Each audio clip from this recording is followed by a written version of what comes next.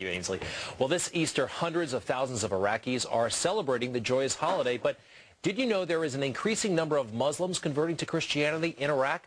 What's behind this trend? Well, let's ask the president of the Joshua Fund and author of Dead Heat, Joel Rosenberg. He is a best-selling author and an evangelical Christian. He has traveled extensively throughout Iraq. In fact, he just got back from there not too long ago.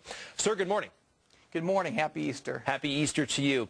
Let's talk first about Christians in Iraq. It's a dangerous place, as we all know. We saw a bishop murdered, the bishop of Mosul, not very long ago. How difficult right now is it to be a practicing Christian inside Iraq?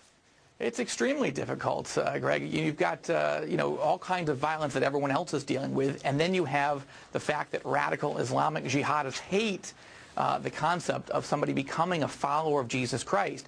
Now, you've got about 750,000 historic Christians in the country, meaning Catholic, Chaldean Christians.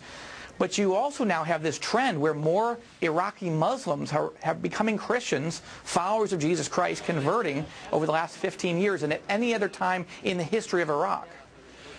And why is that happening? Because right now, as you mentioned, it's a very difficult time to be a Christian in Iraq, yet we're seeing, I think the estimate is some 20,000 former Muslims have made this conversion. Why? 20,000 have become Muslims have become Christians in Iraq just over the last 3 or 5 years, actually, since liberation.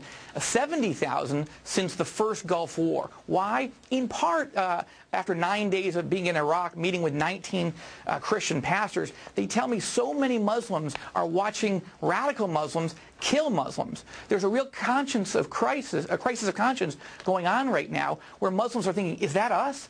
You got these jihad leaders preaching the Quran and saying we're supposed to kill other Muslims, and Muslims are getting anxious about this. They're saying this is not us. This is not who we want to be.